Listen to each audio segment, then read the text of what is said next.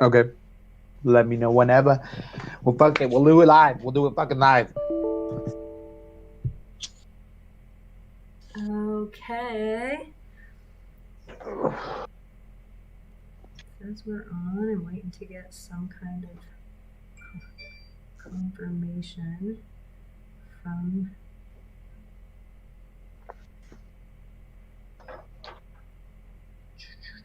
All right, cool schmuck. We're totally live. All right, we're Welcome on back. YouTube. Sorry. Okay, start over. My bad. Go on. I'm tweeting out this info so people can find us if they want to watch it live. And you carry on. All right, are we ready then? Let's do it live. Welcome back. We're doing it. Fuck it. We're doing it live. Welcome back. Welcome back to Latby MMA Podcast. As always, I'm your hostess with the mostest, Emmanuel, getting back after a fight weekend here with the best co-host we could ever have on set, Cheney. What a weekend. What highlight performances. How did you do over the last weekend of worth of fights? Well, the Fight Pick Championship points aren't out yet, so I don't know. But I feel like you and I tied, and I think we hung at least, I have no idea, I didn't add up anyone's score, but I'm thinking we're like second or third. Yep. So I feel like that's good for me. That's good for me. As long as Alpha wasn't first, that's good for me. I don't think he was. It was definitely a close one. And if you want to get more into how we felt about that entire card, be sure to check us out over at Fights of the Round Table. We do it live after every card now, and we've been going strong after a bunch of these Apex cards. Number 4 in tow, underway, and a lot of interesting narratives that have been coming out of this post-COVID times in MMA futures, because not only are we having tons of debuters, we're still having fight cards be adjusted 2 days before the fights are over. And that's really affecting a lot of betting, gambling, and a lot of issues. We just had a fight officially fall out for this evening, which is going to be Barella versus debuting Maverick. Man, I had such a heavy play on Maverick in that one. Barella's garbage. But we would have to get into that one. So there is, though, going to be intact so far 10 bouts. There was already some rearranging. Some of the fights that have already been rescheduled and fallen out for this card is going to be Arujo Maya fell out. Grasso Kim was canceled. Aspen Ladd completely tore her ACL, MCL against McMahon. So she had to pull out of this fight. Heinisch pulled out against Allen. Kyle Nelson couldn't get a visa. And then as of late, I was saying Maverick had to pull due to an injury. So we're barely hanging on to 10 cards right now on the 10 bouts, and I feel like we could still see some adjusting just because someone's going to be either heavy, have a bad cut, someone's cornerman's going to pop. It is just really interesting times. Very unforeseen. For any sport, let alone MMA right now. I know, and it's like when you say a cornerman's going to pop, it's not USADA we're worried about. You're like, they're going to pop for the bid. Exactly. What a different term that's taken on over time. But to have at least fights on the weekend gives me something to look forward to, to make some money. Went 6-6 last week, but there was some really interesting ways that all played out. Again, this coronavirus short notice stuff just leaves so many intangibles that everybody, I don't know too many bettors that are going 100% right now. It is brutal out there. But if you're sharp, if you're paying attention, there's some great underdogs that have been coming through lately. A lot in the main events, I feel like, with a good stint of underdogs really pulling through. But never the wise, we got to get into this 10-card bout. It starts with the dirty, disgusted double debut with Ju DeFrey against Kay Hansen. Both of these ladies are coming off of the Invicta scene. The 35-year-old Jin is actually a former Invicta champion. Great tape. She just came off of a 5-rounder that she actually won for the belt, but because of missing weight by 2 pounds, at atom weight, 105 pounds, she was ineligible So she's actually going to be moving up to 115, but I think it was only a matter of time for the 35-year-old from Arlington, Texas. She's likes to keep it standing on the ground. She's more than capable. She has legitimate ground fight IQ, can really be on top and likes to be on top more than anything. But even in her last bout, her striking has really come together. Her straight left hand is really on point, and she does have a little bit of power, but most down in these divisions, it's not as common. Coming in against the youngest female fighter on the roster, Kay Hansen, signing the paperwork within 15 days ago. I just saw her sign it, and now she's in Vegas, coming out of Fullerton, California. The 115-pounder was eventually going to meet, I feel like, Diffray here in Invicta, because I feel like Frey was going to move up to 115 regardless. So this bout was going to happen either way, and these ladies probably had each other in mind for a little while. She's coming off a 3-fight winning streak, being 6-3, winning via decision, getting multiple submissions in her career. That's what the 10th Planet standout likes to do in Kay Hansen. Is she gets to the ground off of her back, she throws up tons of triangles, uses a lot of that, what is that, crackhead control, mission control, all that stuff. She's definitely a purple belt, and her striking is a little... She uses it to get to the takedown, and she actually has a double leg, does Kay Hansen, that she uses a lot in her fights. But they're really reaching. A lot of ladies get underhooks and can fight it, but what Kay does really well is she can drag you on the cage. She has trips, a good outside trips and inside trips, and that's how she usually gets to the ground and win her fights via submissions or decisions, tending to be on top. I actually am really, really excited for this one. I think these ladies can put on a great show, but I feel like once Frey starts stuffing some of those takedowns, I feel like Frey's proven that she has better gas tank, has gone 5 rounds multiple times, held the belt, and the 20-year-old who just turned 20 is definitely going to have a reality check, just like we saw this last weekend. Both of these ladies are short notice, but I feel like the harder cut as well potentially goes into Hansen's corner here. I'm excited. Give me Frey decision. Give me the first underdog of the night. As far as DraftKings, gonna be probably a big old fat stay away. So is this just gonna be a BJJ match, pretty much? No, I think it's BJJ versus kickboxing. Oh, okay, because I just am looking at camps and it says that Frey's at Genesis BJJ, so I'm like, is this going to be like Sensei versus Sensei? I'll put in my girl versus your girl. I'm going to stay far away from this. I really don't know anything about it. I don't even want to. I'm going to listen to you on this and go with the experience over youth, because we're not noticing that in the women's division yet. It seems to be a huge issue if they're a 35-year-old. So give me Hansen decision, or give me Frey decision, I guess. I don't know. So I'm going to stay away from it. On DraftKings, for the minus 150 favorite, Hansen is going to be 8,500 for a debut fighter against Frey's 7,700 plus 120 underdog.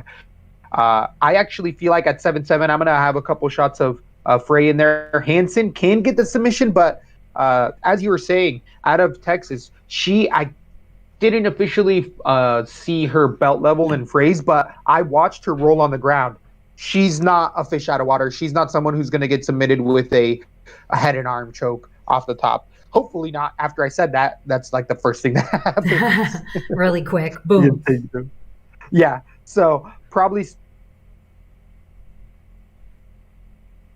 stay away either way right now.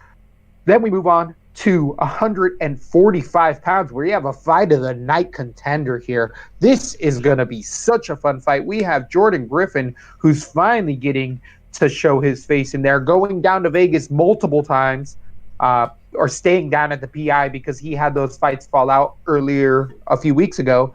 Coming in against Yusuf Zalal, the standout came into the UFC and won as an underdog against Anstin Lingo.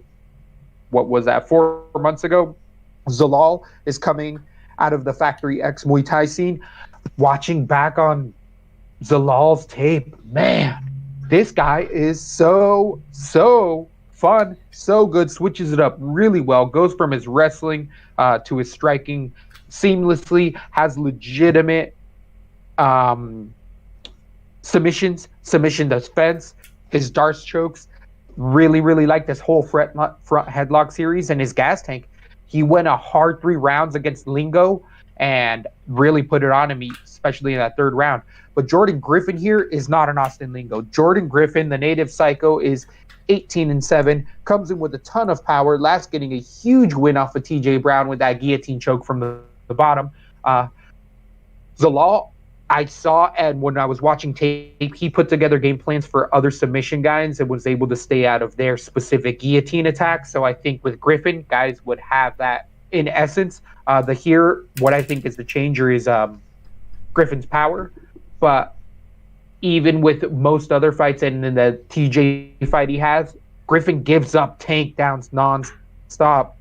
And I feel like Yusuf could keep mixing it up in there and keep Griffin guessing more than Griffin dictating the dance. And this is a ultra close fight. I see why it's a -110, -120 coin flip of a fight. I had Griffin earlier in the week thinking that it might be that power, but the more and more I look back at the tape, the guy who keeps a much higher pace in there is Zalal.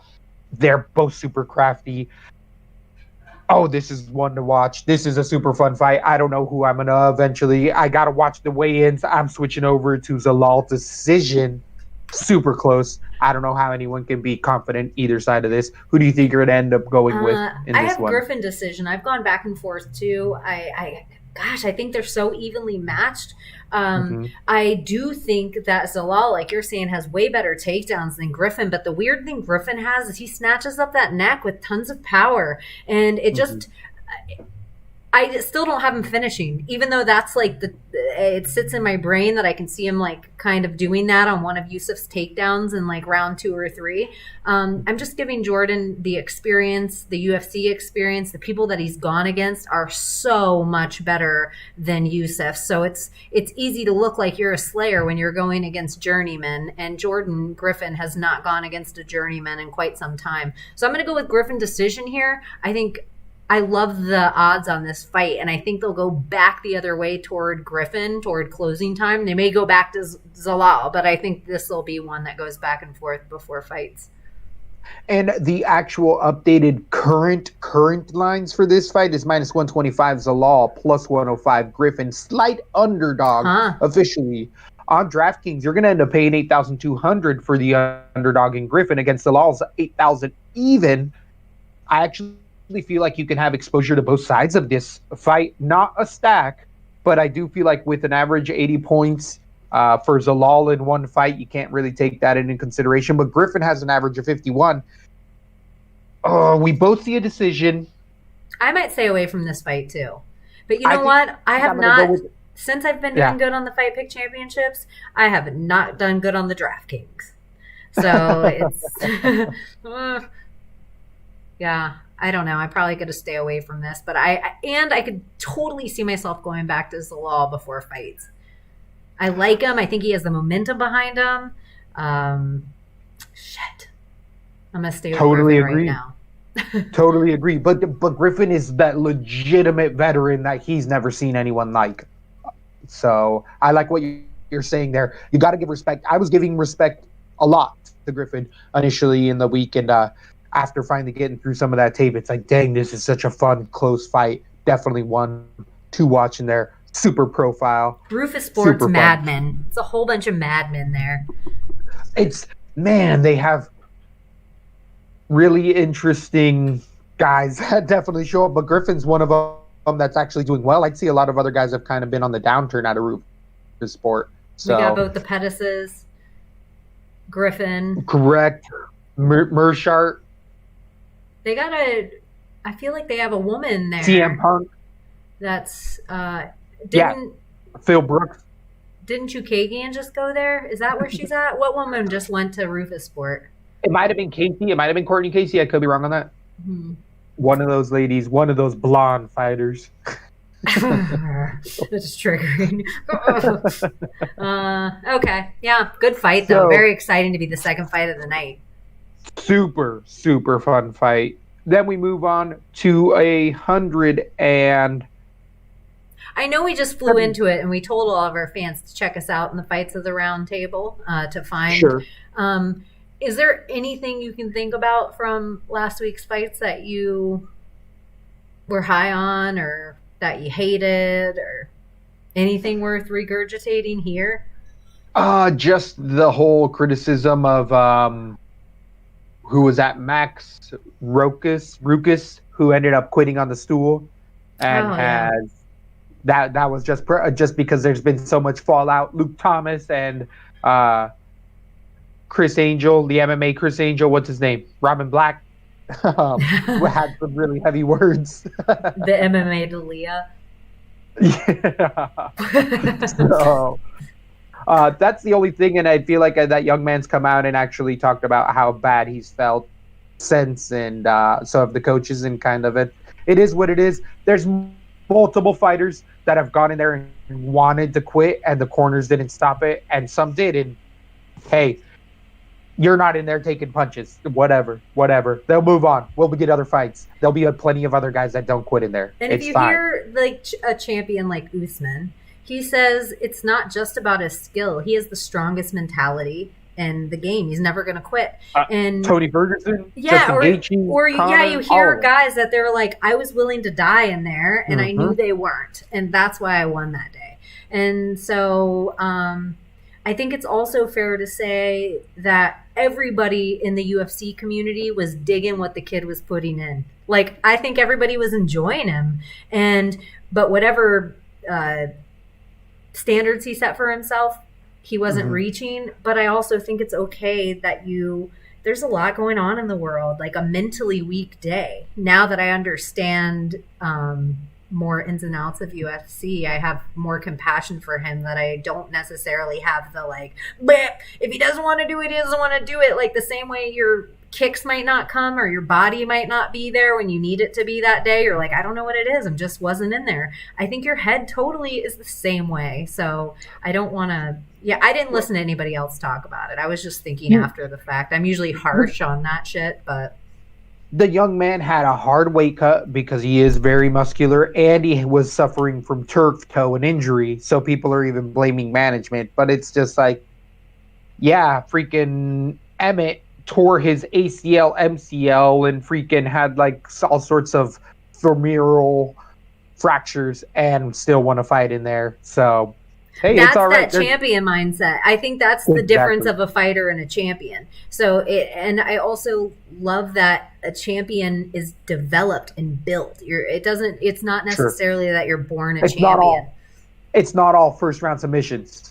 Yeah, and look at a perfect example of a dude that you and I have talked shit about that has totally turned it around mentally.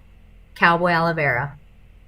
Or I'm sorry, or not Cowboy Oliveira. No. I'm sorry, Charles Oliveira. Yeah, totally. Right. He was such a head case that he was a dude we never stood behind. Now he's one of the guys that we regret not standing behind earlier because he totally got the head game together. So I don't know. Also being a very young man when he started. So again, that development comes with time. Some of those grungy fights that you get on the regional scene are just enough where it's not a UFC fighter that's like, you about to get knocked out, sucker.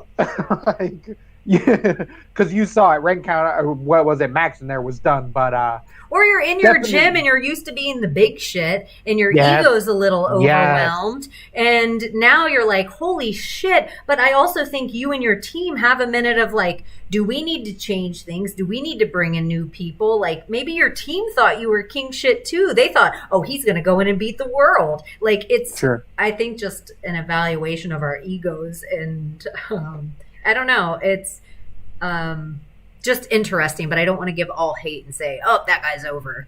But I didn't listen to anyone else and what their points were. You lagged out on me a little bit there, just so you know. Just interesting. But getting back to this Apex Center fight, the fourth one before we go over to Abu Dhabi, we have a 170-pound bout between Takashi Soto coming in against debuting Ramiz Bakhmira.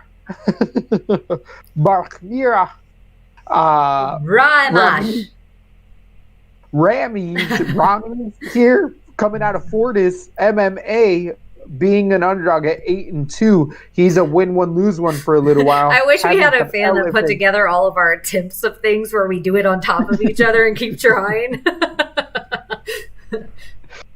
That would definitely. Hey, at least we're trying. Remember when we first got you in J-Check, we were like, whoa!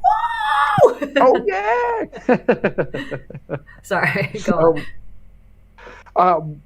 Who is it? Ramiz here. He's coming off a submission arm triangle a year ago. He's been on the back burner a little bit. He's gonna be pretty much matching up evenly with Soto everywhere. Likes to wrestle, likes to get a lot of body locks, trip you down, has a good takedown from the outside single leg. Good pace. Saw him go a few times to decision and still keep a really good pace about him. He has been decisioned the only 2 times he's lost so far. And he has a good left hook as well, if I remember correctly. But really, Ramiz is always just kind of hunting for getting you up against the cage, dragging your legs out, and showing a ton of good stuff there.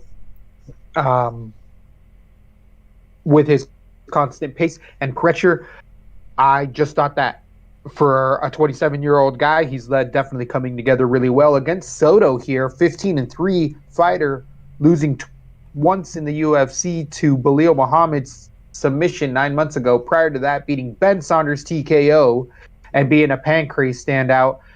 The Japanese fighter has been fighting out of Tribe Tokyo. Against Ben Saunders, knocking him out tells me absolutely nothing. Absolutely nothing. So the fact that he lost, you bullshit right now. You bullshit. Hey, I've been making so much money baiting that chin, even against Sato. But against Muhammad, everyone saw that Belal was going to probably get a pretty clean one, and it was going to be that wrestling. And we saw Sato once he really started to gas a little bit, and once that wrestling started to add up on him, he really started to just sag, and allow positions to take over on him. And I'm sure he's been working on that a lot 9 months ago. I'm sure he went right to the wrestling, but that's what Ramiz wants to do.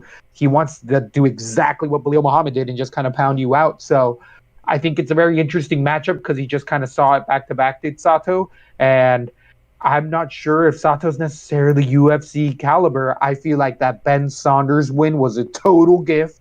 And I don't know about higher level competition. I do like the striking on Sato as well. He reminds me of Yushin Okami at times with his jab, but Racist. Give me just kidding. The debut underdogs in this fight. Decision. Who do you think you're going to end up picking for this one?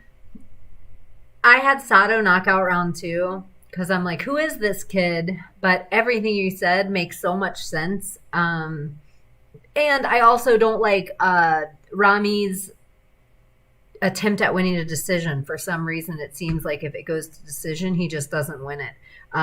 So I actually want to put a submission. It seems like everything's set up. If the gas tank's good enough, Sato punches himself out usually in the first round. I'm thinking if a late second, early third round submission by Ramiz Braimaj. I want to see what they're going to say. I always am so surprised what they say that their names are. They'll be like, his name's Bramek. Like, why are you being a weirdo? Ramiz Bramek. It's not even a big deal. But yeah, everything you're saying is so correct about Sato. You're unsure if he's UFC caliber. Either one of us, as much as I love Killaby Ben Saunders, I might be able to knock him out. He just has. It's like when you think of a UFC glass jaw, Ben Saunders is in your top 3 dudes. Absolutely has to be up there. So, absolutely. Sato has the power. And we love Killaby. Yeah, I'm changing too. I have submission round 3, but I think I'm going to stay kind of away from this. On DraftKings, Sato, with the actual updated line, is going to be a minus 130 favorite at 8,400 on DraftKings against Ramiz's 7,800. He is going to be the plus 110 underdog. So barely an underdog at that by this point. I see a decision. So on DraftKings, I could kind of mess with Ramiz out of the two. If I was going to play around, that would be the guy. But it's going to be I got decision written all over it. You have a finish, so Ramiz would pretty much be the play there as well. Yeah. So, do you think you're staying away from it, actually? I don't know. I think I'm going to stay away. And I was just thinking about it, and I was thinking of Ramiz. I see it going kind of like a Curtis Blades Volkov in a way, where it's going to, except the difference will be, it'll be at like 3 or 4 attempts before he actually gets the takedown, but he'll wear out Sato by doing that. There was something Curtis Blades said interesting afterward, and it was something that you had mentioned on the podcast, is like Curtis Blades is a rinse and repeat type dude. Rinse and repeat, rinse and repeat. He said Volkov wasn't trying to get up. So Curtis Blades was actually spending more energy waiting for him to try to get up and like maneuver, because usually you said exactly what he does. Guys get up, he tires them out and pulls them right back down. Get up, pulls them right back down. And Volkov wasn't even trying to get up the first 2 rounds. He said he was like limping there. And so Curtis was actually spending so much more energy than him on, like, you know, because his game plan. And I was just like, wow, that was really smart on Volkov's part. Of just like, oh, I'm down here. I guess I'm down here. I'm a little wet noodle down here. And he did everything to still not get hit as much as he should have with the amount of control that Curtis Blades had. Anyways, it was a little to get off, but I see that off subject, but I see that that was other news in the week that I saw that I'm like, oh, that was really interesting stuff. I love learning new stuff about fighting, of like, oh, I thought Volkov didn't look like he was trying to get up. You never think that about being a game plan. But Sato doesn't have that kind of technique anytime it comes to takedowns. So anyway, it was a little off subject, but to completely stay on the off topic subject, going back a couple fights, one thing that I forgot to, just because that fight falling out with Barella and Maverick, I thought it was Maverick, but I don't think so. When I was watching tape on Kay Hansen being that Brazilian Jiu-Jitsu purple belt from 10th Planet, when she does get ladies to the cage, just one thing that I saw that we did talk about last week with Blades, what he would do, and Habib and all those guys, she wraps both ankles, sits on them, and then she legitimately trapped the wrist on 2 of her opponents. Did that wrap around the back, trap the wrist just like Habib? Yeah. So... just going back to Kay Hansen, I'll say that too. You called out like the UFC talks about on a regular basis about leg kicks being, oh, look at this technique that's taking over UFC. But you've been talking about it for a few years that I've known you about. Look at this technique that why aren't more fighters using it? Like, look at leg kick. They should be leg kicking right now or whatever. Yep. In the same way, I think that style of if you're a wrestler, the wrist control and wrapping their 2 legs and having control of that. It's like, yeah, it's an obvious thing. And I'm sure it's even more obvious for wrestlers than it is for UFC fans. And the fact that Khabib doesn't has made it famous, but I bet you that technique will be what leg kicks are over the next couple years. That will be, because there always has to be the defense, like what's going to be leg kicks?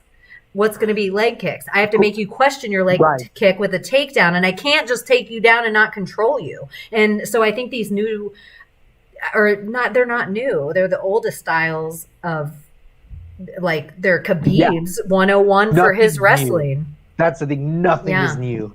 Yeah. It's all just recycled, but it all has its ebb and flows as far as the wave of techniques that just kind of fall in and fall out, and then all of a sudden they'll come back in again because everybody will start to defend a certain thing. But that's the beauty of watching these sports grow, is like, oh wow, these are pretty interesting times. And right now in combative sports globally, we've never seen anything like this. This is real life kumite. That's like, these guys, outside of killing them each other, are showing us the most devastating techniques that you could use on a person. It's beautiful. And then to hug each other afterward. It's a really beautiful thing. I don't know. Absolutely. Anyways. Getting back to the fight card, at heavyweight, 265 pounds, we had Tanner Boser coming in against Philip Lins. Lins being 14-4, coming out of that Rio de Janeiro. He's coming out of the American top team. Last fighting Andrei Arlovsky a month ago, losing a decision. Lins here, I saw him talking about how it was a little bit tough because his hero he's training with, and then his first fight in the UFC is Andrei Arlovsky, his hero who he trains with every day. Of course, he's going to lose to a guy who's just kind of figured him out already in the gym. And he said he couldn't really pull the trigger, but Lins does tend to have a ton of power. He does have some submission chokes in there, but they're just because he hurts them initially. Great right hand, sets up his footwork all right. Gas tank isn't the best. It showed in the Arlovsky fight a little bit. He can stuff takedowns solidly, but against Tanner Boser here, he doesn't have to worry about takedowns. Tanner Boser will cut you or kill you by 1,000 cuts. He's got a couple leg kick finishes throughout his career. He last lost to Cyril Gane in a decision, which I think a lot of people are going to underestimate how tough that actually is as we move on with Gane's career. But I've been one of those guys talking about that mofo for a while. But here, Boser, I actually think he's got a solid enough of a jaw, good enough of movement that going into that second and third round, he starts to really take over. Lins does slow down quite a bit, especially after that second round. And Boser's just kind of one of those guys that gains momentum as the fight moves on. He doesn't really go above second gear, but he's just kind of keeps it going and going, and especially at heavyweight. That's something that can really test guys' cardio and put them in bad spots. I think Boser ekes out a decision here. I got a decision in heavy night so far. And this is another one at heavyweight that I think is likely to go the distance. Give me a big old sloppy man-hugging situation in the 25-foot cage. Tanner Boser wins it. I have the exact same man hug. It's 2 bears, 1 cave. Absolutely. I just have it going for Lins, and it's really just more what a disappointment Boser is than how much I like Lins, that I could see it going either way, and I see it even being low scoring for the winner. Totally. For me, this is a big fat stay away. On DraftKings for the minus 120 favorite, Lins 8,300 against Tanner Boser's 7,900. minus 110. Coin flip of a fight on the books. Coin flip everywhere. We're not officially agreed on it, but what we do know is we're not going to be paying these kind of to prices give both on these DraftKings dudes for credit. Another reason that I think it's going to go the distance and be boring is they both have solid chins. I think they're both going to swing away. I think they're both going to land leather. I think there's going to be a couple moments in the fight that we're like, damn! And then it'll just, nothing will happen. Like both guys just will eat shots. So I just think it'll be, as far as UFC goes, for heavyweights, this is kind of it's not Spitz. It's not Daniel Spitz. It's C grade, though. It's not yet B or A grade. Totally. It's definitely not going to be the highest level heavyweights, but hey, both of these guys need fights, and here you go. At 34 years old, I almost like Tanner Boser, though, going to decision with Gane. That's a great loss. Or Andrei Arlovsky going to decision, too. That's an okay loss as well. Shit. Totally. Yeah. Super weird fight amongst all of these. I'm glad it's not on my fight picks. Totally, but we're getting there very quickly. I believe the next one is a headlining preliminary bout of the night. Oh, it's your boyfriend. The showcase fight. It is Luis Pena coming in against Kama Worthy. Luis Pena, Violent Bob Ross, 8-2 in the UFC, coming off of a win against Steve Garcia, getting robbed by Matt Frivola in Florida, beating Pat Wyman, Steven Peterson, and losing to Druzino in split decision. Against the biggest underdog of the year in 2019, Kama Worthy coming in as a humongous plus 600 underdog against Devontae Smith and left hooking him into the shadow realm early in that first round. Kama Worthy comes to bang. He's definitely live by the sword, die by the sword type of a guy. I do know that it says he's out of Pittsburgh here, but I know that he jumped around, especially after some UXC exposure. Kama Worthy's definitely been going in that, I believe, North American scene. But either way, the 33-year-old likes to strike. Heavy strikers, got a good body shot. He gets hurt, does Worthy, or he did a lot of his earlier fights. He definitely gets clipped, but that's definitely looked like he's started to shake that out a little bit more. When Worthy swings that left hook to that right, I mean, he throws malintent in there. His takedown defense is definitely improved over many fights, but on the ground, he has a big deficiency. He's definitely the guy on the ground who's more likely to get submitted out of the two.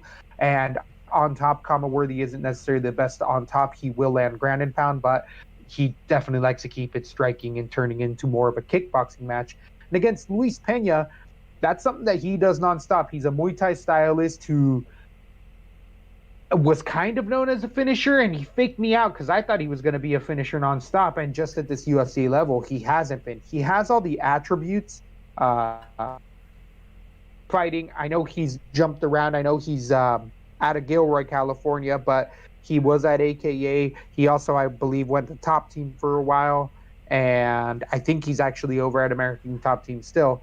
The 6'3", though, he always uses his length better than most tall guys with his good jab, but he never has power in any of his shots. Luis Pena, the same as Tanner Boser, will kill you by 1,000 cuts. He'll shoot a good double leg takedown, being a wrestling standout in his youth. And on the ground, he will control you, but he won't submit you, especially at this UFC level. We've seen Luis Pena lose fights or be close in fights just because he kind of allows himself or doesn't try to get up. He'll just keep kind of working for triangles that aren't working, or he'll just kind of slowly let the round finish out while he's on bottom.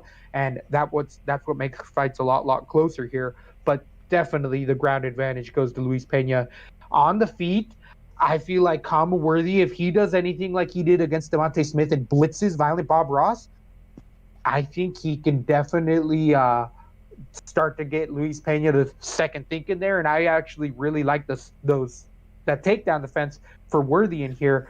Ross has good takedowns, but they're not the best, and they're a little telegraphed. I think after a couple stuffs, Worthy's able to keep it up, and Luis Pena eats a big bomb. I got a TKO round number 2 for the humongous underdog here. I think stylistically, this is just a little bit of a tougher matchup than people think for Violent Bob Ross. I guess I've been off of the wagon. Gave me back to just regular Bob Ross. He even put me to bed later. Better. It's funny. I was just about to say, I finally figured out why his nickname is Violent Bob Ross, because his fights usually want to put me to sleep. Boom. And I feel like I'm going to get a little heat because I know he has a weird following because of the name and his personality. And it's like, it's his superhero ability and his Achilles heel. He's so relaxed in there. He seems like he doesn't give a fuck. And that same ego is the same thing that makes him, if I were going against him, that is an ability that it's like nothing's getting through, nothing's phasing this guy. But at the same time, he seems like, does he want to win this fight if I were a judge? Absolutely. And so it's like I can't tell. I want to be a fan of Luis Pena, but I always feel like somewhere in there, he just is like, I don't care about this. I've watched it in person, and I know he's not. I know it's obviously this is the top of the top, and but whatever his energy is in there, it just seems like he just let somebody take control enough at the end of a fight enough. And he always leaves it in the judge's hands, and he always loses the end of every fight. So it's like, I have Pena decision, and I want to say he's going to easily win the first 2 rounds. But the same as Frivola, is Worthy going to lay enough shots in there and then control the entire end of the third that the judges are like 29-28, and then it's Worthy? I totally see what you're saying. I'm going to go with Pena this time. I want to try to have faith in Violent Bob. I got to think he's getting better in other places. We know his ground game's slain. He just can't get lazy in there. He has to fucking want it. And there's a part of it's like, is he lazy or is he cool? I can't figure it out. He's like my 9th grade boyfriend. Is he lazy or is he cool? So anyways, I'm going Pena decision, but I love what you said about Worthy because I didn't look at Worthy at all at this fight. It was I just looked at Pena because I'm like, do I trust him in there? Do you trust him for 8,900 on DraftKings? No. That's where you're Right? so right. He's not going to finish Worthy. Thank you. And Worthy's going to lay it leather. Yeah, because it was such a standout showcase against Devontae Smith, and it was just a quick strike exchange. We really don't know Worthy's ground game because it's been against regional guys. But again, we've seen Pena not be able to submit a lot of other guys. But we also know that Fervola loss entirely the Fervola crowd that Steamroller brought. But as you're saying, it was the crowd as much as it was Pena just kind of not pulling the trigger because Fervola just stayed in his face and was able to win on pressure. So at 8,900, there's no way I'm putting Luis Pena on any of my cards. I'll have him 72 points. I'm only going to play like 3 cards, but I'll have him on 1 or 2. This is where I start to think I get my spots to play because a lot have been decisions. This is where 7,300 for Kama Worthy plus 200 underdog here. Got to take a shot. I know his average points is 110, but you can't take that into consideration with one fight. But I do think that he's a guy on what people like to say is pump plays. One of those guys that's an underdog that'll loosen up a lot of stuff. I'm going to probably play about like 10 cards over the weekend, and Kama Worthy's going to be probably in that 3 or 4 cards worth just in case he hits. Because if he hits, it's going to be big. It'll be over 90 points. Yeah. So it's going to be a heck of a fun one in there. I definitely think this is where we really move into this fight card getting extra fun. Jules, we were talking about that we were watching. She actually stayed up for the whole my wife, she actually stayed up for the whole main event last time, and she was like, I just don't think Curtis Blades should be able to have that beard. And so I'm like, well, what would they do? And she's like, there should be a length thing. And I'm like, well, should there though? Because I could have really fine hair and you could have really thick hair. And she's like, well, there should be a how deep, like if they put a pencil in it and it can go up to the eraser. Like, so that way if you're a fair hair, you could roll up your whole beard, and as long as they can get an eraser through it, because some people have thick where it seems like a cushion. I would have a full bearded guy instead of a stubbly guy any day of the week. Some of those guys that have that thick hair. Because you're a wrestler though, but what about a striker? Oh, it rubs your face off of your body. Oh, it hurts so bad. And then it's all sweaty and you realize it's another man's hair. You don't think that Curtis Blades' beard could provide cushion? Or Aljamain Sterling's hair? No cushion? I've heard that before. I've heard that people, and then there's even fighters that have grown out their hair to help prevent cuts from elbows, and that's a thought process. I don't necessarily believe any of it. I don't think a beard stuff. If a fist is or a shin is flying at your face, it's a fucking bat to the head. Doesn't matter. Of a little cushion hair, it might help the shin not hurt as much on your jaw. Yeah, I don't know. That's me. Just a thought. We were just talking about it because his beard looks like it's so safe. It looks like the chin is safer in there, and I have no idea where his chin comes to. Oh, right, how long it is. So, isn't it Roy Nelson? Doesn't he have a weird thick beard too?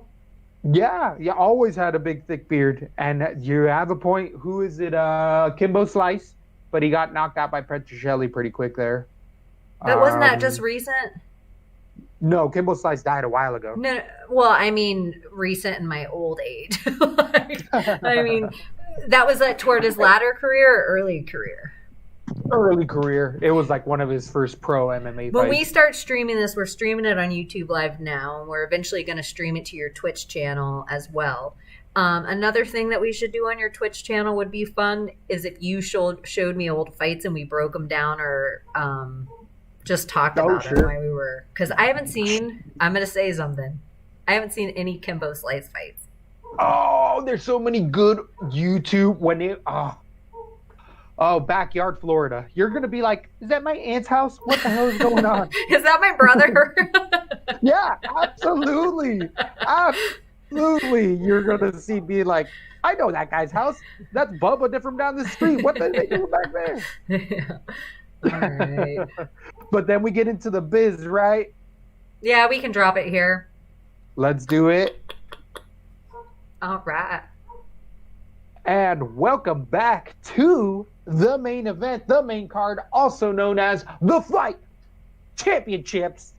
Latby coming in hot, running that number one spot. We're coming all over your block. I do think I got it back. I don't know yet for sure. We're on the Discord. I can feel it in my bones. We got that spot. We got that top strap spot. And I'm coming up. I'm reaching. I'm getting them MMA farts. I'm coming after all y'all. The time is coming soon, and that belt will be in Florida soon enough. So just keep it clean. Wash your hands before you touch my belt. Remember that. Speaking of the Fight Pig Championships, on the World Winning Federation Twitch stream, I finally got in the ring. I got my own character in the ring, and it's pretty fucking funny. It's China, but it's China. Nice. That's awesome. It's for China. The ninth wonder of the world. That's awesome. So anyways, that's my big deal this week. And that I'm first place in the FPC, the Fight Pig Championships. And another thing too, I should put out there all the time. People can watch us live without going to YouTube. They can go to the backlog Twitch and watch us anytime that we're actually doing the show, and they can talk to us there. So the Backlog Network, if you guys are on Twitch or on Discord, you should check it out everywhere. And I mean, since I'm dropping plugs, I feel like I should just run through it. Grampy Back's channel's awesome on the Twitch. I think you can follow him on Twitter as well. Or no, you can on Twitter. You can follow Juice on Twitter. He isn't on Twitch, but he probably should be. I don't know if he video games at all, but he could probably just talk or do a show on there. I think he's just going to do, what is that? Aaronish Jackson would probably just do the rendition of, what's that? Hamilton? He'll probably do that on Twitch. Oh, he should do. See, him and his wife, I believe it's her wife. Correct. Or his wife. So him, Grampy Back, and that's Fighting With Myself podcast. Ricky also has a channel, and MMA Marks, Buddy, you can follow him most of the time. He's doing UFC, but they actually stream their podcast and do it live on Ricky's channel and on Twitch. So you can find all these people on Twitter or anywhere else. But the Fight Big Championship peeps, did I forget anyone? I said the Backlog Network and Backlog, and you can find him on Discord and Twitch as well. And I said Grampy Back. I'm not looking at the sheet. I feel like I'm missing somebody, though. I feel like I'm short. I don't think Clout9. Is Clout9 with us? Backlog? I said the Backlog. But is Clout9 still with us anymore? No. Then maybe I got everyone. You did. Oh, World Winning Federation. Oh, my Alpha. goodness. The big pink You were going to let me forget on purpose. On purpose. I was hoping you were going to skip forward and just let me go on to this star-studded event we have for the Fight Big Championship. We got a 145-pound bout. That is off the chain. Short notice replacement, Julian Juicy J. Arosa, coming in against the sniper, Sean Woodson. This is a young man that I've been ultra high on ever since the Contender Series. Told you guys he was going to come in against Bochniak and get it done as an underdog. Here he's going to be a decided humongous favorite, but that's because we had Kyle Nelson drop this fight due to visa issues, not able to come over from Canada amongst this COVID outbreak. So Arosa Juicy J was released from the UFC. He had 3 bouts, was 3 and done against Grant Dawson, Julio Arce, and Devontae Smith. Juicy J had a couple other fights on the Contender Series where he won via TKO. I think he had some tough house showings as well. Last winning a submission choke over Bryant 4 months ago. Juicy J is a Michelin star chef. This is definitely his hobby, but he is still very, very high level. It's something that he has a career. He has I a real know, but I career. just think it's funny for our oldest fans because they're like, he hates this. You Yeah, cannot be at the top level of the UFC and do something else. This isn't a hobby. This is the correct. UFC. Absolutely. I I'm sorry. agree.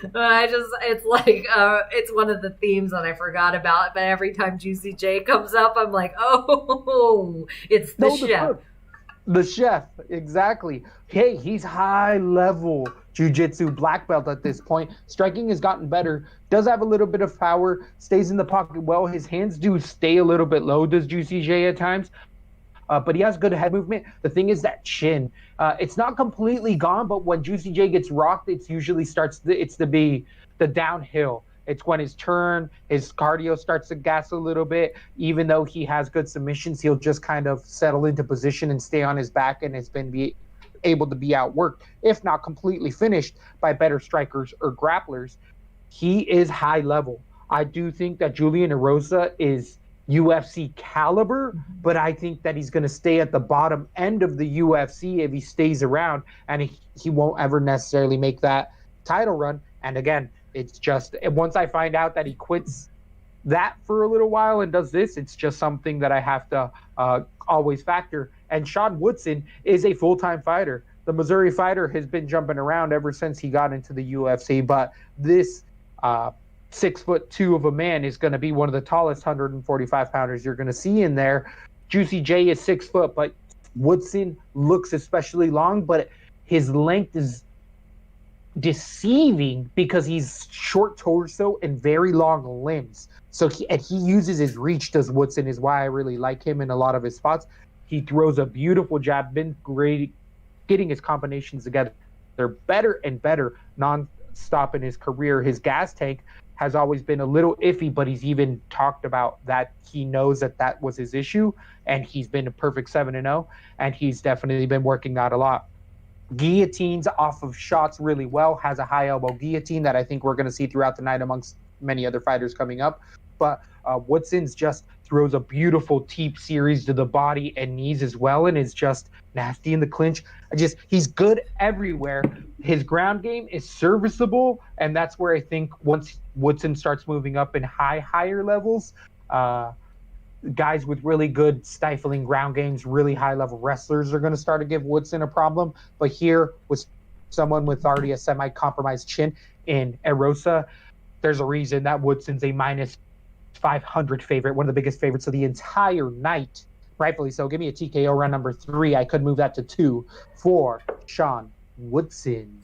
Who are you going to end up going with tonight? I love Sean Woodson's weird scarecrow body. I've been a hater on Sean Woodson in the past. I feel like I didn't love his Contender Series performance or something. Oh, he got the flying knee knockout, but something I didn't love about it. I don't remember now. Like, it wasn't pretty.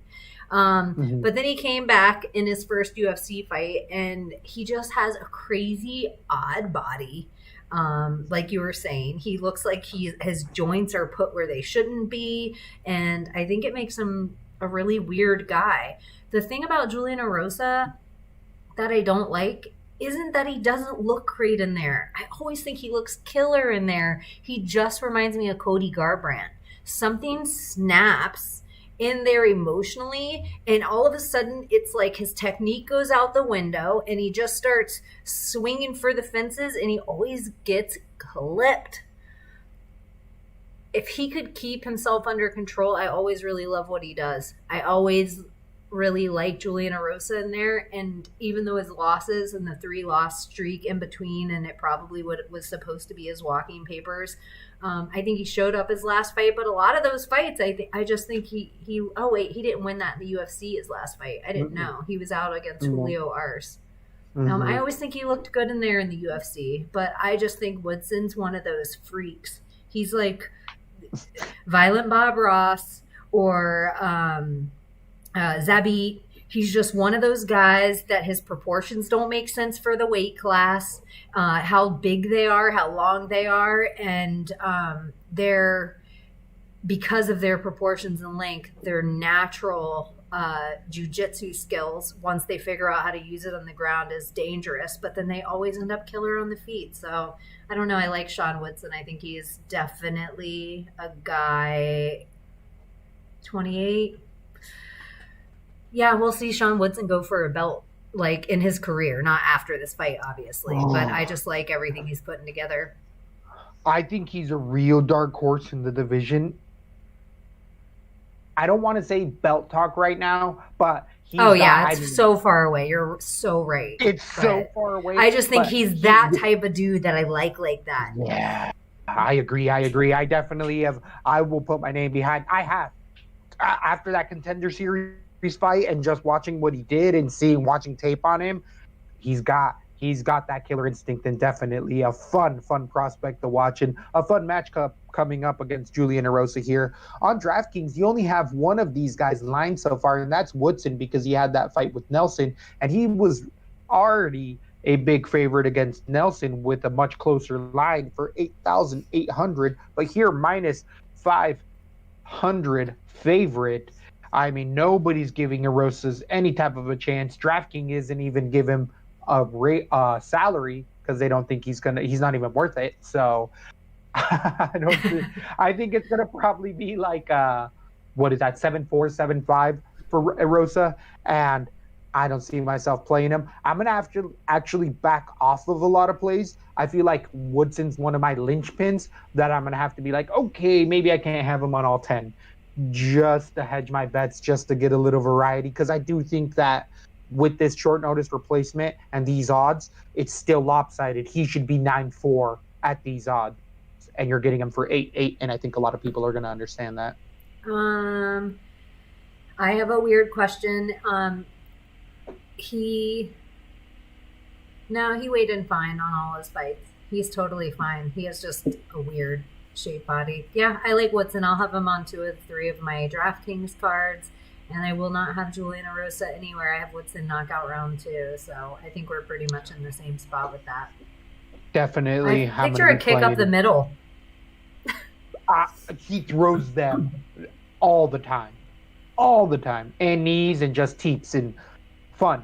That's probably the most excited fight I'm for. And it's just because, yeah, I really like that fighter. But then we go on to another profile fight at 265 pounds where we have Gian Villante coming in at heavyweight against my favorite Koshe boss himself, Maurice Green, coming in as the big favorite here. Villante used to fight at, was it 85, 20? No, it was 205. And now coming in, last losing a year ago to Michelle Umlianchuk. Before that, beating Ed Herman in a split decision, losing to Alvey, the 17-11 fighter. You always know what you're going to hear from the Belmore fighter. He's training over at the Sarah Longo gym as well. He wrestles with Weidman, but has no actual wrestling credentials. And he was a college football player, linebacker, I believe. But Gian Villante is one of these guys that will let you down every single time. His chin is been ultra suspect for years. The wins he has are usually has he ever fought at heavyweight? He's fought at heavyweight, I believe. Okay. No, that's a 205 bout. Yeah, this is his first fight. Barroso, no. This is his first fight at heavyweight. So he's fought at 205 most of his career. It's still that chin at 205. I don't see any big advantages that Gian Villante goes to moving up. He wasn't necessarily fast, and he wasn't the biggest puncher. He just has solid kickboxing with not so solid of a chin. And here the Crochet boss, being 6'7", being able to look into 2 rooms at the same time, because those eyes are he's got a big panorama of view in there. Last losing to Alexei Oleanchik in a submission 5 months ago. Prior to that, losing to Povac. But we had him beating Albini, Hughes in there, and Batista. There's no blind spots, though, in there. None. He can look in the whole ring at any given time. Especially a smaller octagon. Crochet Boss. As I harp on the Michelin chef there, I got to say the Crochet Boss smoking and drinking while on the Tough House is always something that has always irked me. And I got to say it, his gas tank, even though it's gotten better, it's not the best. For heavyweights in general, these guys don't tend to go that much, and that's maybe where the advantage comes for Vellante, because even though he gets tired, he's still able to go a hard 3. And against Green, he might be able to just have a little bit more volume. I'm going to look at their actual volume stats here for this one, because I am interested in the output for both of these guys. While you're pulling it up, Alpha at the World Winning Federation said actually Maury's 4.19 strikes per minute compared to Vellante's 4.26, with a strike accuracy of 42% for Vellante and 44% for Maurice Green. But where we see the defense, it's the issues is strikes absorbed. Is John Vellante is 5-3 for Maurice Green. So John Vellante just gets hit a little bit more and he gets knocked down by lesser fighters. On the ground, I don't think the submission comes for either guy, but I do like my Maurice Green. I like his clinch. I like his high knees. I think he's just a physically imposing guy. If he lived in Babylon AD, they'd know him as a Nephilim. So give me Maurice Green TKO round number 2. I'm fading that chin. Still John Vellante. Still, I'm fading that chin. World Winning Federation on YouTube said Zoltan. So this is so crazy. You know how I feel about Maurice Green. He never shows up. He's just not here. He's not here. He doesn't have any output. He boring as hell inside the octagon. Maybe it's the reason I don't love him so much is because of how much I used to like him. But Jean Vellante, I don't think I've ever picked Jean Vellante one time in a fight. And he is such a huge underdog right now. But I think he is from a better camp. I think he's a harder worker. I think he'll come up with a better game plan. I think they're watching tape. I don't think he has to cut any weight. I think he gets to walk right in there. So he's not going to have to deplete his body, maybe for the first time ever. So maybe we don't have to worry about the chin issues. We'll see. He'll definitely be the faster guy in there. Maurice Green is huge. He is imposing. It's nerve-wracking that Jean Vellante is going up, and he's a guy that I really have no faith in. I hate this on my Fight Pick Championships. I think Jean Vellante can do enough in round 2 and run away with round 3. I even think he can get a couple takedowns after Maurice Green stops working. I'm going to pick Jean Vellante decision. Wow. Not a bad call. Not a bad call at all. Slightly advantage on the output there. On the DraftKings and takedowns, I think he's going to get takedowns. Even though he has the better wrestling. And for sure. He just has to play it smart. He has to play it smart. He can't just keep it on the feet the whole time here with Maurice That's Green. what I can't trust. Because I feel like I've yelled at my TV and almost thrown beer bottles through it, being like, John Vellante, what the fuck are you doing? All you got to do is take him down. And he just chooses to keep throwing out that front kick and getting clipped on the damn chin. John Vellante, a legend. But it is his time to win one. On his win one, lose one, win one, lose one, win one. It's time to win one. Maurice Green, it could be his 3-0 time to go.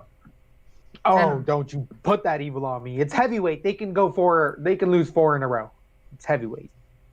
So on DraftKings, 8,600 for the -210 favorite, Maurice Green against Gian Vellante's 7,600.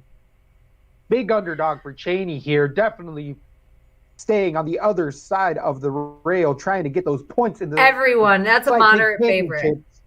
That's 2-1 favorite.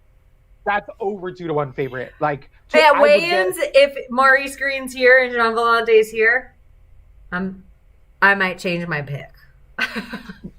There's still time. So Definitely time to look at tape. And this is, again, all of these, if I don't feel like everybody understands, weigh-ins play such a huge role in these post-COVID times because we've seen it every single week that not everybody makes weight or fights still fall out, and they'll replace somebody on 2 days' notice in these time frames. So we got to be on top of it. Be sure to be following at Zol tonight at Weekneck Baby to be getting some of that latest MMA info if that's what you're looking I think for. it's Maybe right more there. that at Zol tonight. If you go like that. I should set up clicks under those, so if you click them, it goes to our Twitter. I'm not that slick. I know people. So it's definitely interesting times. So interesting. Do you think you're going to be putting much of Vellante in on there for 7,600 on your DraftKings? I might have to put Maurice Green on one, Jean Vellante on one. I think I'm going to be doing Maurice Green on 4 or 5 and Vellante 0. I think for 8-6, Maurice Green can get a knockout in the second round. Second round TKO for me. So come on, Maurice Green. Vellante, just do what you do. I will say, I was about to talk shit. And I'll get the win. I was about to talk shit and be like, is Maurice Green somebody for you? Because you have these certain few, like, favorite dudes, and then, you know, whether... And I was about to talk shit, but one of the dudes that you've always been high on has been Curtis Blades. And look at him now. You know, like, from forever in his career, even through the Ngannou. Yeah, always Jorge, yeah. But even... Usman. Yeah, Usman, always from the beginning, right out of the gate. Right. So. But there's, I got to say, there's a caveat. There's a couple bad ones in there. I'll say Nardiev. Them hips lied. Even with Rukus, Max, I said them hips on that young man. Maybe I've been in the back. Maybe I've been psychologically psyching myself out. Yeah, you need to... The hips do lie. They do lie. That needs to be your video. So it's definitely going to be one in here that maybe we can't just look at the hips at 185 pounds, where we have Brendan Allen coming in against Kyle Daukaus. Daukaus in here 9-0, being a short notice replacement, debuting 9-0, last beating Darcechoke, Norwood, Regan Darcechoke, Lando decision, Darcechoke as well for Webb. Ended up watching this 6-1 fighter, the Martinez BJJ standout, and his striking is minimal. He really crashes in, headbutts a lot when he gets people to get him to the cage. He'll just plant his freaking head right on the chin and whack it in there. You know, I watched it on multiple fights. He'll reach for the single leg. If not, he'll just flat out dive for a double. But it's very spazzy out there for Kyle. At 27 years old, there's just kind of like a franticness that he has in there at times.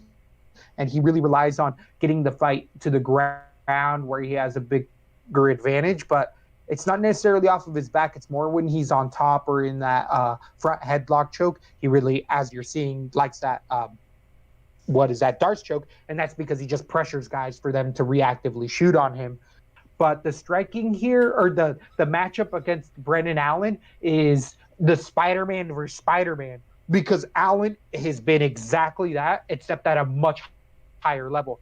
When he's crashing into these exchanges, he actually has a lot more technique, a really good left hook on him, and when he actually shoots, it's not as frantic. It's a very calm, he'll even step over like that Jillian Roberts, that stepping knee, which I called. I'm like, she loves that stepping knee. Would she get freaking homegirl Casey in nonstop? That freaking outside knee step. So here Allen will be able to out-wrestle him, out-strike him, and on the ground have just much more varied submissions. I'm surprised it's not a bigger favorite, even though minus 345. I just think Kyle's taking his shot and knows that he has to go out there and make something happen early in the first. And for that, I had a submission round number 2, Allen. I think it actually is round number 1, because I think Kyle understands, just like did James the other week against Camacho. He's like, hey, I got 3 minutes to give it all hell, and then I'm going to probably lose this damn fight. So give me Allen, submission round number 1. I'm actually going to have him everywhere. This is just such a humongous mismatch for me. I think Brendan Allen's on my 1-2 cutie team. He's For like a sure. cuteness. Um, Better he with has long hair now. I like both, I think. But Okay. he could go with the submission or he could go with the knockout as well. I definitely see him finishing this fight. He can take so much damage. He has a good chin. His stand-up's getting better and better. I think his ground game is going to be stronger. But I do think that Dawkins has it's either. I think it's on the ground only that Dawkins is dangerous. So, but I think Allen's going to be better and stronger. I have Allen submission round 2 right now. I could see everything you're saying. If I were to move it up to round 1, I think I would go with a ground and pound knockout finish. I just see him being far dominant and being able to get him down, take him down, and be that much more dominant in submission and then land strikes. I just think he's getting more and more comfortable with his hands. So yeah, give me Allen everywhere. I like what you're saying. He's definitely a linchpin type character on tonight's card. Absolutely one of these guys. Him, Allen, and Woodson they're highly priced. Woodson being 8,800. Against Allen's 9,200 minus 345. Favorite against Dukas is I have a question real quick. Even. Yes. Love to do this. Is this Brendan Allen's a Rufus Sport guy? You're right. So is it an all Rufus, no Rufus? Who's the other Rufus Sport? Is it I got it. Griffin. Oh yeah. Yeah, he's the other. Oh, I don't know. I think I got use of decision right now in there, but I know I have Allen. It doesn't matter where Allen's at. Stylistically, I think he's just stronger in every one of Kyle's strong points. He's just, again, the better version of Kyle right now. So he's on short notice replacement. He's just like, hey, you're going to give me a second fight, right? As long as I don't quit in between rounds, you'll give me a second fight. And Dane will be like, all right, just don't quit. Yeah, good enough. That's the times we're in right now. But I'm going to have to back off at times and not put Allen on. No, I'm more comfortable. I'm going to back off on not even Woodson. Yeah, I'm really comfortable with Allen in this spot. It's definitely linchpin material at 9,200 on DraftKings, one of the bigger favorites of the night. Then we move on to the co-main event of the evening at 170 pounds. We have Mickey Gall coming in against Mike Perry. Platinum Perry being in the Twitterverse heavily as of late. The 13-6 fighters coming off a 2-fight losing streak to Jeff Neal, TKO 6 months ago. Prior to that, he lost to Vicente Luque in a controversial split decision, beating Oliveira, losing to Cerrone. Perry's been in the headlines recently because he officially submitted his coach's credentials, and his coach's credentials is just his new girlfriend. His wife, the Platinum Princess, is by the wayside. She's out of here. He got rid of her. He got the new little Lubbock, Texas honey in there. And what can I trust in the world anymore? But Perry recently coming out and saying that, hey, he's done all the work. He knows what he needs to do to fight Mickey Gall. He doesn't need a corner. He doesn't need a coach like Jackson Wink that told him to shoot on Cerrone. He doesn't need any of that. He knows how to fight. He's going to go in there and fight. All she needs to be there is there to support him, and he can get the job done.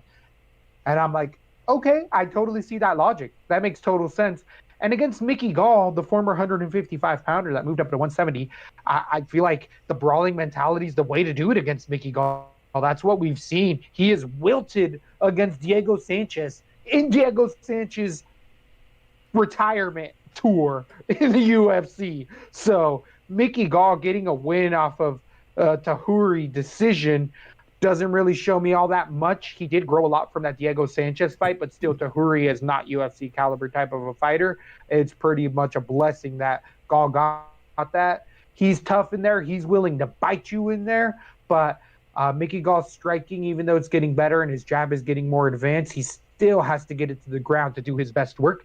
And Platinum Mike Perry has made a career on sprawling and brawling. He's got a solid takedown defense. What I don't like with Perry as well is that he left Jacare's gym.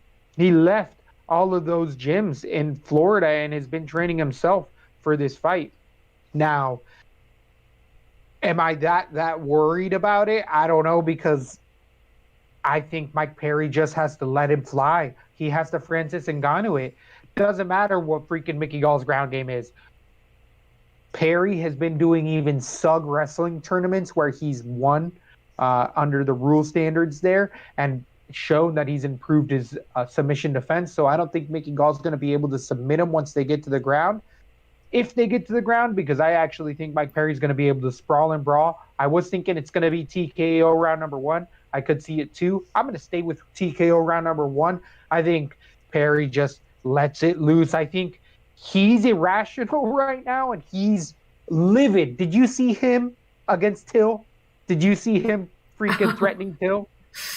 Fill in our audience. I will say about it that it was like, he was like, I'm not going to talk about this. I'm not going to be goaded into this. And then went on to talk about it for like 15 minutes and was Till.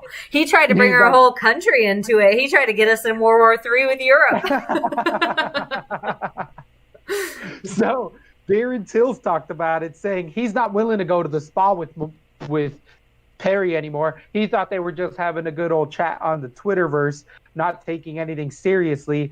And ever since Perry got the new girl, Till was talking about being a gorilla and raw dogging her nonstop. Everything raw dog, where Darren Till made a separate account called Raw Dog something. And Perry blocked all of that, and Perry's like, furious. Darren Till is one reality space in Darren Till's head. Or in Perry's head. Yeah, like Till's in there.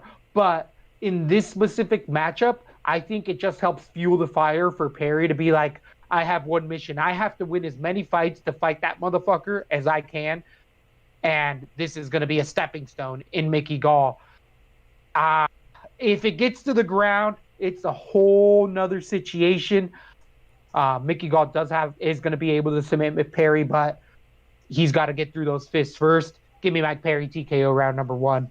I'm going. Oh, he's so volatile right now, but he's his most dangerous. The Joker's only dangerous when he's let loose and at his most crazy. You know, I have to agree with you. Every time we see Mike Perry that tries to be calm Mike Perry, it doesn't go great. When Mike Perry's a madman and loses total control, that's when we kind of see this great version of Mike Perry. I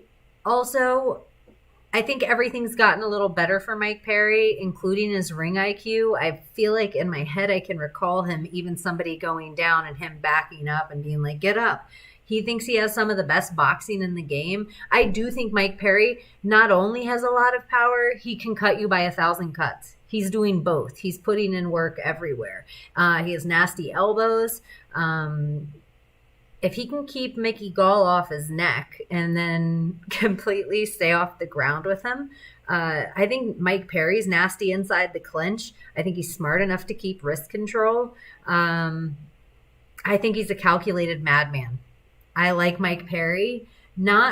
He's gone against such high level guys. If you think about it, like him and Till in a weird way just shot up to the top of these divisions, where Mike Perry in a weird way should be where Mickey Gall's at, but he wins fights and he makes them closer, where Mickey Gall always looks like he's out of his league. So I just think, Cowboy Cerrone did submit Mike Perry, but he set that up with strikes and kicks and other things that Mickey Gall just doesn't have in his arsenal. I do think the nose of Mike Perry, I hate it. Will it ever be the same? No. Does he have the mentality to fight through it even if it's shattered? Yes. is Mickey Gall going to shatter his nose? No. So, give me Mike Perry. I think he can do enough. I have KO round 3 right now. I like what you're saying enough that it persuades me to want to move it up to round 2. Because I can see Mickey Gall definitely is going to be a giver-upper. He ain't not going to like it. And he's very quickly going to be the guy to lay on his back and, like, you're like, get up. That's exactly it. He's going to be like, come down here, and Perry's going to turn around and be like, stand up, we're fighting. Because Gall's going to literally drop to his butt and be like, oh, let's just fucking go. Not shoot a takedown, just fall down. But in the same respect of where Mike Perry's takedown defense and all that stuff has gotten better, I hope Mickey Gall's, strikes have gotten better too. Like, he came in as a ground ace, and he's, they're the same age. I feel like they came in at like the exact same time in my memory. A very different way, but they did Mickey Gall calling all of his shots, where Perry came in on actual credentials and knocking out people on the regional scene, where Gall was literally called out CM Punk. Was that officially it? Yeah. I think that's the way he got in, beating, again, regional guys, submitting them. So on DraftKings, Mike Perry, the minus 300 favorite, is going to be 9,000 even against Mickey Gall, 7,200 on DraftKings. Do you think you're going to be putting Gall anywhere? Maybe 2 and 1. Maybe 2 Mike Perry, 1 Mickey Gall. Because I could see if Mickey Gall wins, it's going to be why they're dry. So within the first round and a half, or well, they're not going to be dry, like the beginning of the second round, I should say. Right. But it's gonna. Right. He can snatch up that. He has a flash submission ability. Absolutely. And if there's a way that it happens, if there's a prop bet that you want to make on Mickey Gall, it's not going to be TKO. It's going to be submission. That's the only way he gets it done in here. Not even by decision. No chance of decision. Yeah, no, it's not decision. It has to be a submission. So if you want to make that prop play, if you think Gall gets it, but I'm pretty confident. Am I confident as Allen? No. Am I as confident as Woodson? I am more confident, I would say, with Mike Perry than I am in Woodson, honestly. I don't know. I'm pretty high on it. 9,000, a lot of leverage there as far as DraftKings. Or I don't know. I also don't love a guy that's like, you know what? Let me make my girlfriend my coach. And I do think there are some people that they don't want any information in the corner because it'll just piss them off. But it might only just piss you off if you're losing and your coaches are like, hey, don't do this anymore, do this. And yeah, was the Jackson Wink thing totally an emotional move and telling him to shoot on him? Yeah, but you also got to take some responsibility for it somewhere too. Like, I don't know. Like, there's something about Mike Perry's volatility, and I just got to think Mickey Gall's been in there working. Because isn't he in with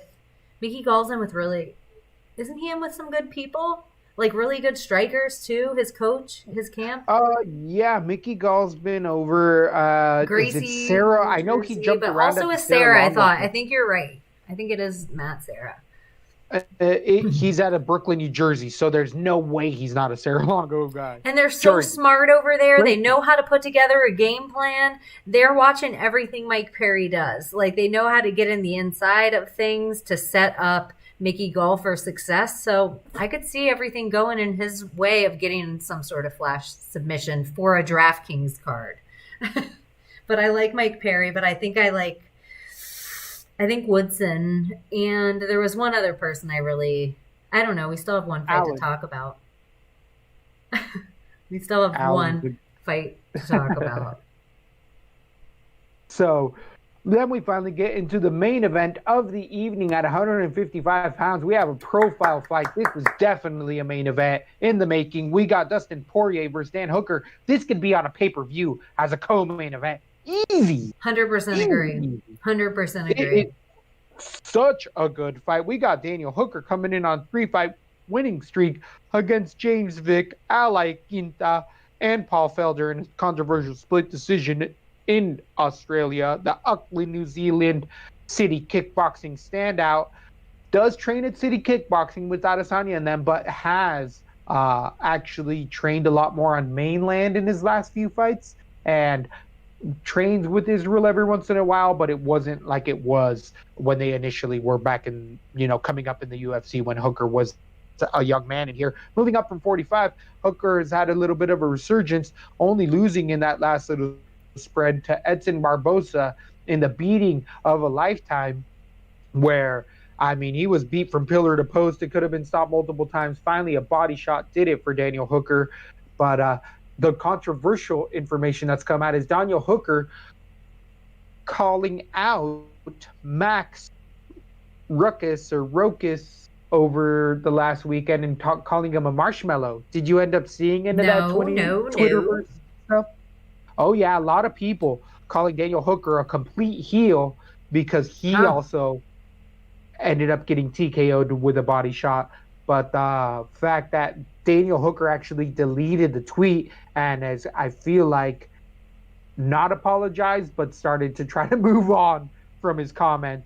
A lot of people really didn't like Hooker commenting on that. So I don't know if it swayed the betting lines, but it's just some stuff that he got, right a week before his fight. All of a sudden, Dan Hooker's getting a shit ton of heat for this whole other thing. And I don't know if it, I know the media is going to ask him about it. I know people aren't going to ask him about the fight now. They're going to ask him about external factors. And I think that somehow that might get in your head a little bit. Maybe it's a narrative that I'm overplaying into. But Daniel Hooker here is definitely going to have the size at 6 foot to the 5'9" Dustin Poirier, the 25-6 fighter. Poirier is coming off of a loss to Khabib Nurmagomedov submission 9 months ago. Prior to that, rattling off a humongous winning streak here, beating Max Holloway, being a former champ, knocking out Gaethje, Alvarez, Pettis. I mean, Dustin Poirier is high level as high level gets. Number 4 in the world against Hangman Hooker's number 5. I know they're both high level guys, but just with the strength of competition and the schedule, Dustin Poirier's light years ahead of Daniel Hooker. Daniel Hooker was beat by, Dustin Poirier, I feel like, would knock out Edson Barbosa fairly easily in there. And it would be just with those setups. The American Top Team standout has been there for a very long time. He's getting his words all in there, being a constant professional. The southpaw stylist has a heavy left hand that has been his staple. He's finally got his footwork under him and is really setting up shots and putting together. If you want to look, if you like Bobby Green's Philly shell style, ask Max Holloway how good Dustin Poirier's Philly shell has been, because going back and watching that, Poirier was getting hit with almost nothing in there. Elbow checking, slipping, punching. Max Holloway in the corner saying, hey, he's blocking weird guys. And they're like, yeah, champ, you got it, champ. Just figure it out. Well, Dustin Poirier did not let that happen. And it was just setting up traps nonstop. With that, Daniel Hooker is a much more high-level striker who picks his shots a lot better than a Max Holloway. Doesn't have as much output. On the ground, Daniel Hooker has the biggest disadvantage in this whole fight. If this fight gets to the ground, Poirier, black belt, American Top Team with all these Brazilians for years, we've seen Poirier's guillotine and just his ground control. He has heavy hips other than against, of course, Khabib. But Poirier has proven on the ground with multiple sweeps that he is a high-level black belt. And Hooker is serviceable, and his length gives him a lot of leverage there because he uses a lot of those really long, gangly holds. But I just feel like Poirier, if it gets to the ground, it's just that much easier to be on Poirier's side. Striking, the inside stepping knees for Hooker that he times incredibly well, and his teeps, I think, are going to be his money makers in this fight. And if he can't get either of those going, I feel like Poirier runs away with this fight. I got a decision, though. I do think Hooker puts in a valiant effort and goes out on his shield, or not at all, and it turns into a decision. But I got the decided favorite for all the right reasons. Give me Poirier in a dismantling of the Hangman Hooker. Who are you going to end up taking in this profile fight? I have some questions. When did Dan Hooker get to Vegas? I have not found that out yet, but I do feel like he was. I can't say that I can't. I feel like I saw him talking about being in the States maybe 2 to 3 weeks ago, but I can't say if it was 4 to 5. But I do think that, yeah, maybe 2 or 3 weeks ago he came into the United States. Did Dan Hooker call out Dustin Poirier? I don't think he did. Who did he call out after his last fight? Felder? I don't think it was Poirier. Maybe they did on the mic I think in it Australia. Was, yeah, I think it was Poirier. I think it was Poirier. Well, you get what you wish for. Poirier actually being number 4 is pretty interesting because I would have thought he was higher. Only losing to Khabib in a submission. Like, it's because they have to keep Conor at the top. Oh, well, Gaethje's at the top. Of course. And yeah, and then there's one more person above Dustin Poirier that Tony. Right. Wait, Gaethje. It might be Gaethje. Well, it's Gaethje, Conor, and Tony, and then Poirier. Right. So I just have too many check marks. I know that Dustin Poirier can also go a hard 5 rounds, and Hooker, he's gone 3 a few times. I think maybe 5 once, but we definitely have. I feel a like lot we've more. seen Dan Hooker as a main event the last few times we've seen him fight. We have. He is from a really smart camp. They're picking out people like they see something. They molded them. They were nothing. Adesanya and Hooker came in both out of nowhere, and they molded them after the last 15 years. Like now, I have Dan Hooker decision. Okay. Split decision. I think this fight's going to be either a split decision Dan Hooker, and it's going to be ugly close, and everyone's going to be like, Dustin won that fight afterward, like they did at the last 2 Dan Hooker fights. But I love everything you're saying, and I think both guys are going to go the distance unless Dustin dismantles it early, where it happens in round 4 or 5, because he's the type of guy that can kill you by 1,000 cuts or square you away. I love Dustin's more talented everywhere. Just something. I want to find out if Dan Hooker actually called him out. That will be my swaying line on my split decision. If it was a call out by the city kickboxing team, I feel like they see something in Dustin and his fight style. And I'm going to go with the Hooker decision because I think they're going to hurt Dustin early. And because Dustin is kind of the same type of guy as Dan Hooker, it doesn't matter how hurt he gets. He's going to go out on his shield. This is a war either way. This is like one of those fights that could be a fight of the year or fight of your lifetime. I'm going to give you a little bit more credence to your call here. A very specific issue that Dustin Poirier has trouble with is calf kicks. He's not been checking them well, regardless of the fight, even against Gaethje. He won that. But just Poirier's not good with checking the calf kicks, and Hooker has been really laying in on that front leg calf kick in his last 3 fights, especially against Felder. It was a big staple, and that'll really stop a lot of that squaring up we're talking about with Poirier. So I think you're valid here, and it is something, because I do feel like I'm so heavy on Poirier that I got to try to talk up Hooker as well, because he has many, many options here. He is not a fish out of water. And we watched him get better every time out, but like you're saying, we saw Hooker so hurt. And that fight, a lot of people, including myself, I thought Paul Felder eked it out. And I just see Dustin Poirier being a better version of Paul Felder. 100%. Even his boxing's more crisp, and Dan Hooker, the body thing makes me nervous. That makes me like I could definitely see a Poirier finish. Gosh, I'm going to change it right now.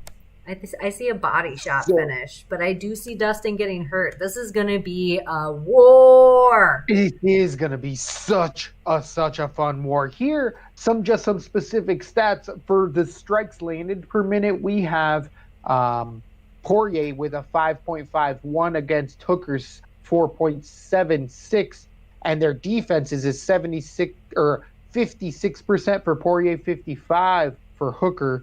Now, here's where there's the big advantage. Takedowns average per 15 minutes, 1.5 for Poirier against 4-3 in Hooker. So Hooker specifically likes to keep it standing. But once they get to the submission attempt, it's 1.2 for Poirier, especially with those guillotines, especially with those front headlock positions against the 0.3 for Hooker. So Dan Hooker to is going to take be down, huge to Dustin. Dustin has yeah, had enough time to prepare. It sure. is his first striker. Oh, well, no, because the Max Holloway fight, he was fighting a 145er in Max Holloway on super short notice. You're right. Gosh. Hooker does have better takedown defense with 78% takedown defense to the 61 for Dustin Poirier. So he could just keep it there and win a decision. I think you're totally valid here. I also think Justin Gaethje, the fight that Justin Gaethje fought against Dustin Poirier, is not the Justin Gaethje we just saw beat Tony Ferguson. Absolutely. Like, but so I understand. Yeah. He talks about Poirier teaching him that lesson. Dan Hooker seems smarter than that version of Justin Gaethje. I'm going back to my Dan Hooker decision right now. On DraftKings, you're going to end up paying for the minus 200 favorite, Dustin Poirier 8,700 against Dan Hooker 7,500. This is, I feel like the line should be a bit closer. I'm not as comfortable as the line odds have it here. I feel like it should be like plus 140 for Poirier. The 200 is just, you got to play Hooker as far as the value play if you're going to be on any side of that. Minus 225 now with Poirier opening as the minus 170 or minus 170 favorite. Odds just coming in more and more on Poirier. I don't think it's wrong in a decision. You can't stack this fight. Or can you? I think you almost can. I know I said all the stuff about the soft body, but I just think this is a 5-round fight. This is a 5-round war. Mm-hmm. So, yeah, maybe you can. It's not like either guy has a ton of output, though. I don't know if it's a good... Absolutely right. Yeah, I don't know if it's a good... Yeah, I don't think it's a stack fight. I don't think it's a stack fight either. I think it's one or the other, but I do think you have to have either side because Dan Hooker can, again, land one of those knees or teeps right up the middle on the much shorter fighter and really put a hurting on him.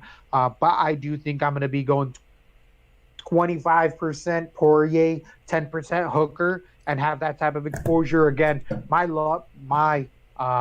locks of the night as we have them is pretty much Brendan Allen, Wood, and I feel like Perry in there are probably the guys that I feel most comfortable without the night.